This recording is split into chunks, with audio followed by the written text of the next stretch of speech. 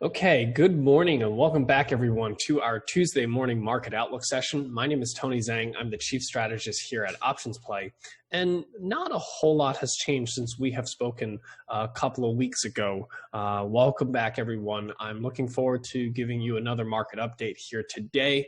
But like I said, not a whole lot has changed, but things have shifted a little bit in terms of mood. So we want to talk a little bit about what we can expect from equity markets and what we're currently paying attention to. But before we get started, what we're going to discuss here today is purely for education and demonstration purposes. It is not a solicitation or recommendation to buy or sell any specific securities. So we'll start off with a major market update as far as where the major indices currently sit.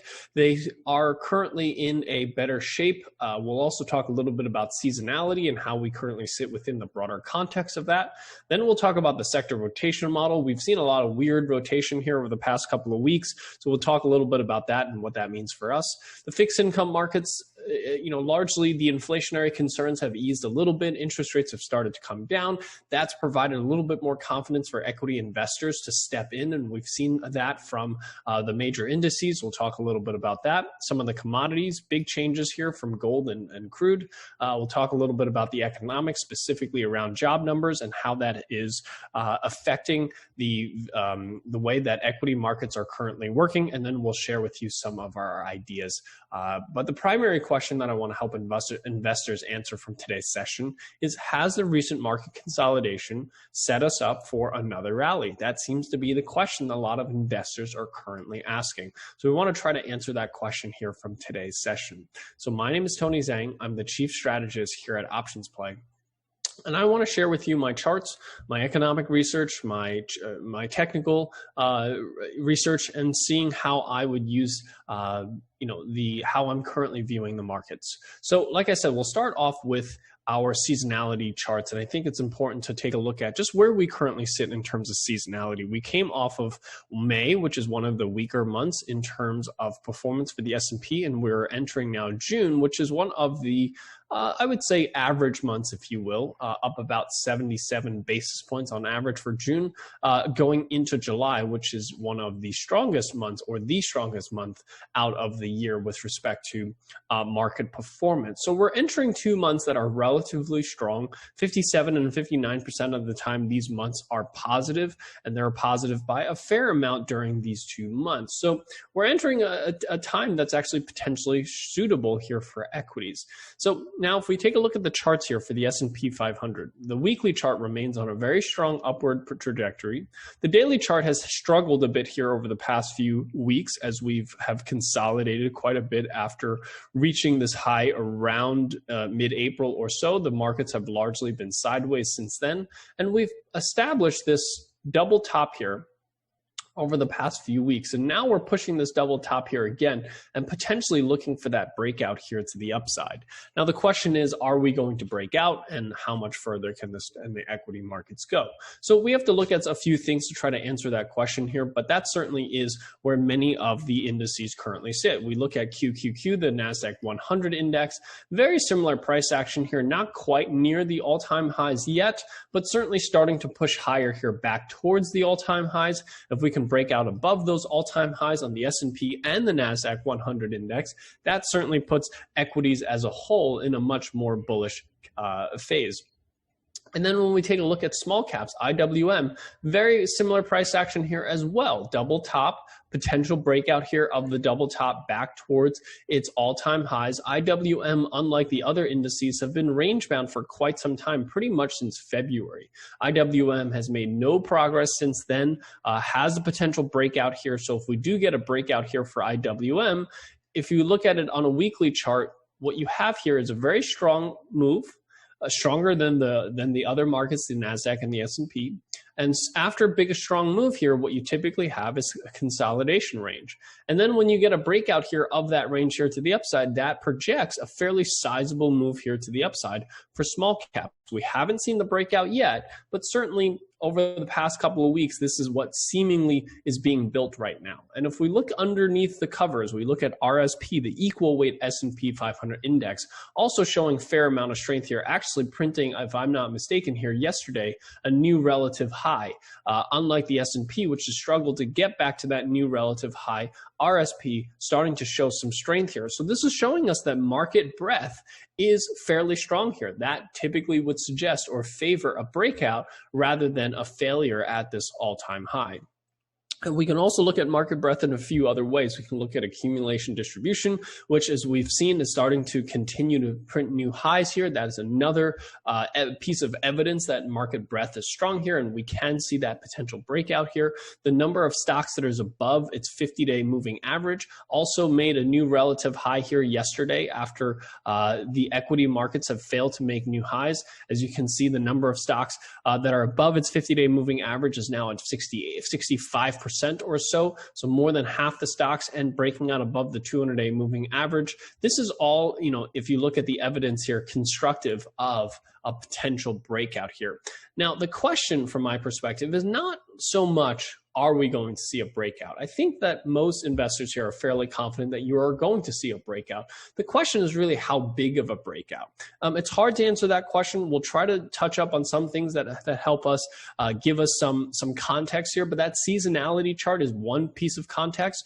June, while a positive month, is not a very strong month, so that kind of limits the potential upside here for stocks, so keep that in mind. And then when you're looking at performance here, meaning if you're expecting that breakout, where do you position within that breakout to give you the highest chance of success and potentially the highest returns? That's really where we have to turn to value versus growth, sector rotation, that type of data to help answer that question. Now, we've been talking about value versus growth for quite some time, because value has underperformed growth for many, many years. But we've seen this bottoming formation, and now we've seen a breakout here of value versus growth. We had a bit of a fake out here a couple of months ago where technology and growth started to outperform here. But since then, we've seen value come back to life. And so far, value is very much holding this uptrend here. And we're near the bottom of that uptrend. So this is a potential opportunity for value to start outperforming growth again. Now, our thesis is still remaining that because this bottoming formation so far has held, that our thesis is that value will continue to outperform growth. So as you're positioning for equities going forward, do you go back into those higher beta tech names that have performed very well last year and towards the end of last year? Or do you focus on more quality, more value-based companies? So far, pretty much since the beginning of February, the answer is that value has outperformed growth. And our expectation is that will likely continue to happen. And when we look at the sector rotation model, we've seen quite a bit of rotation here. So just to highlight some things, real estate remains the strongest and remains in this leading category and continues to move in this category. Communications also remains fairly strong, was starting to weaken a little bit, but actually started to strengthen again here over the past couple of days, which has been very constructive here. We also see a bit of strengthening here from technology as well, and discretionary. So we have quite a bit of sectors moving into the leading category here. And we also have energy that's really come back to life. And we'll look at crude here in a second.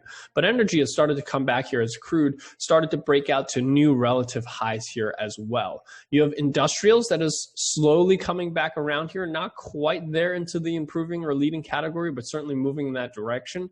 You have consumer staples moving in the wrong direction, utilities moving in the wrong direction, healthcare moving in the wrong direction, materials and financials also moving towards the lagging category, but still currently in the weakening category here at the moment. So as you can see, sector rotation is a bit all over the place. We saw quite a bit of narrowing of leadership 2 weeks ago when we were talking about this. It was just technology and discretionary moving in the right direction. And then every other sector was really moving in the wrong direction, and that's not healthy. That's sort of shifted a bit here, where we have a fair amount of equal number of sectors moving in the right direction and equal number of sectors moving in the wrong particular direction. And when I say right or wrong, that's relative. When I'm referring to right or wrong, I'm referring to this leading and lagging category. So when you see this amount of when you see this number of sectors moving moving towards leading and a certain number of sectors moving towards lagging, that is generally healthy for a market rally. So when you see that, that gives further confidence in a potential breakout here. The question is just which sectors do you pay attention to? So just to highlight a few that I just talked about here today. Communications, recently forming that same double top that we're seeing in equities, but is starting to break out here already ahead of the major indices. So that's one potential opportunity for a specific sector or specific names within a sector if you're looking for opportunities. And there are still some value-based names within communications that I think are worth paying attention to. Real estate remains incredibly strong here. The one thing I will warn investors here about the strength here in real estate is that we are starting to see some negative divergence. Higher highs in price, no longer making higher highs in momentum. That usually points to a potential breakdown here or a bit of a pullback here before you look for a continuation higher here. But real estate breaking out to new all-time highs, coming back to retest this level as support and making a strong move here to the upside. So very strong move here in real estate, but perhaps a little bit towards the end of that phase. So may not be the best time to chase that. Technology also showing a little bit of strength here. I will say that when you're looking at technology, there's a vast, broad number of names here within technology. Be careful. Look for names that are more quality, names that are preferably profitable, that perhaps even pay some dividends as an opportunity rather than the high growth names. Those are not the names that are performing well. It's really the quality names that are performing better here at the moment, even within technology. But as you can see, making a new relative high and potentially making a run back here at all-time highs here on technology. So looking at the fixed income markets, which is largely, has been one of the main drivers of equities here over the past couple of months, after what was a strong move here to the upside to 170 basis points, interest rates continue to move to the downside. This sort of answers some of the main questions that we've been asking here over the past couple of, let's just call it last 4 or 5 weeks here with regards to concerns about inflation. Is inflation going to run away? Is it transitory or is it more permanent?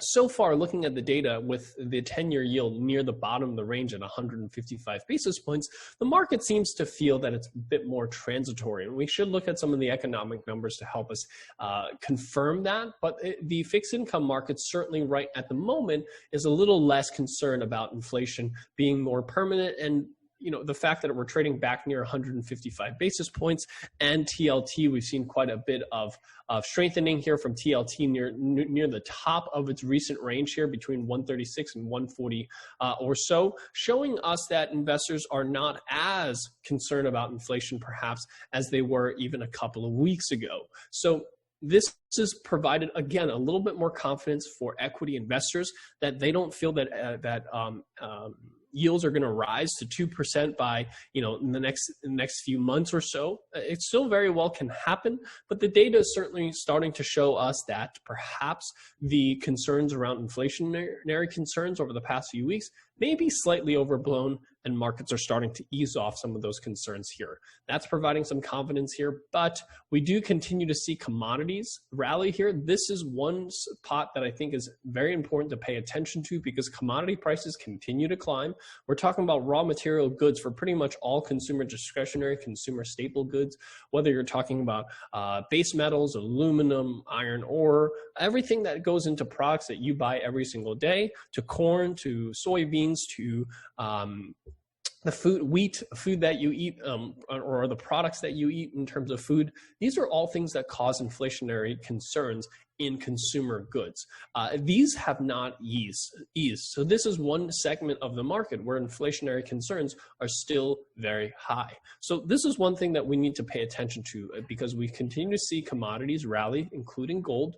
Gold, after having a very strong move after the 165 level breakout here, we talked about this breakout here, after it came back to retest this as support, had a very strong move here to the upside, and finally retested the 21-day moving average here last week, and is now bouncing higher here. This confirms, at least for me, that I think gold is likely going to revisit 183, 184 here to the upside.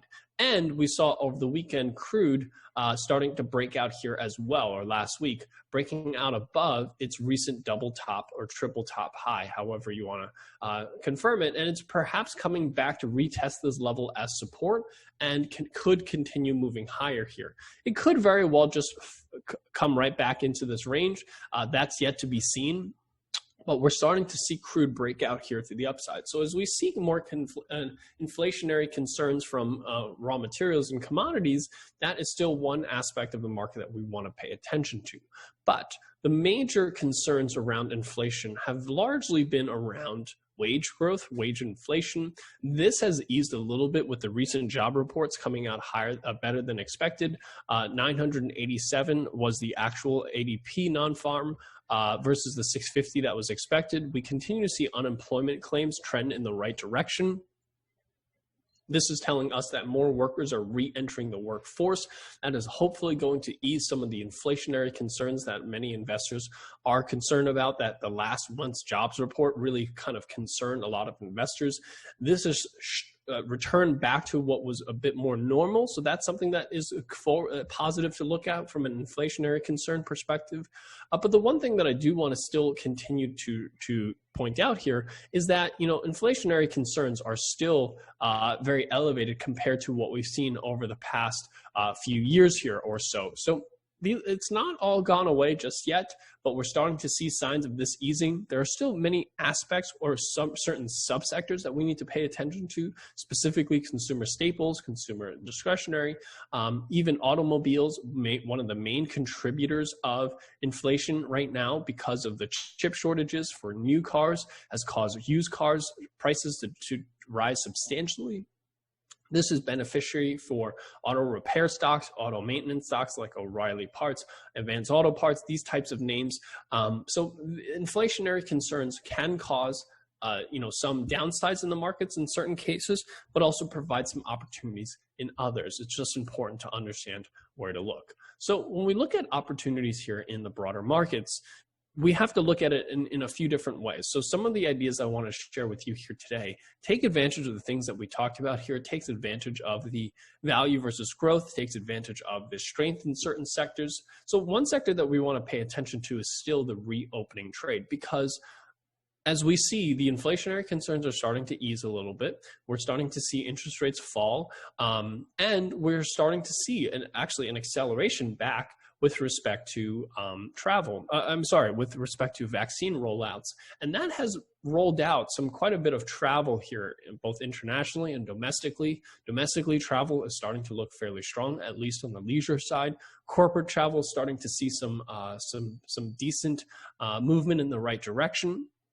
And we're starting to see airlines, we're starting to see cruise lines start to trade better here. And we've recently had Norwegian cruise lines break out above this $32 level, which had been resistance for quite some time, now retested as support and has held. And that is an opportunity for a potential breakout here. And if you look at Norwegian cruise lines, it still is fairly below its pre-pandemic lows, which is around $40 or so. So that's our target here to the upside for Norwegian Cruise Lines as it continues on the strong upward trajectory towards that $40 move. Now, we could see a pullback down into the $30 or so, but largely our long-term, we'd still expect Norwegian Cruise Lines to rally up to that $40 level here or so. The next one we want to take a look at is gold, Newmont mining stock. Recently also breaking out to new all-time highs, has managed to pull back all the way towards that breakout level, which also corresponds with the 20-day moving average, and so far has held that level. That, for me, is fairly constructive for at least a revisit to this all-time high, and then potentially higher here to the upside. Newmont, one of the stronger of the mining stocks here. And lastly, healthcare. Healthcare is one of the sectors that has seen a bit of a stealth rally here to the upside, or stealth sector rotation here. It's been a very slow rotation, but as you can see, healthcare has been an outperformer here over the past few months, especially since the February lows. Healthcare has actually been fairly strong compared to the broader markets.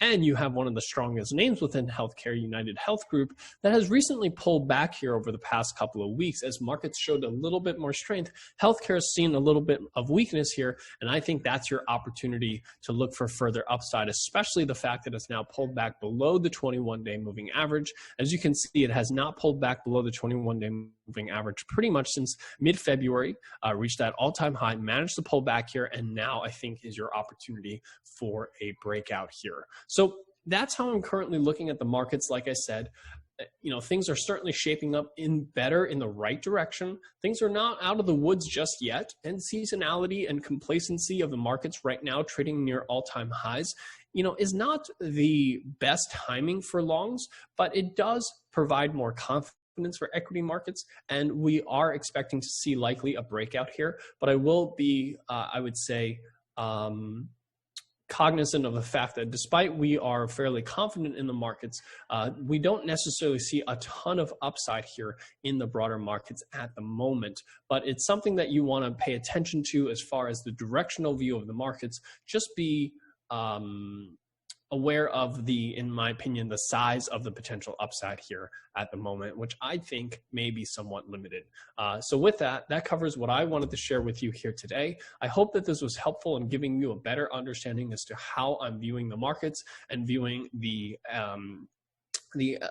equity markets, the fixed income markets, the commodity markets, and how I'm tackling ideas here in today's session. So with that, thank you so much. I hope you guys have a great trading day, and I'll see you guys here next week.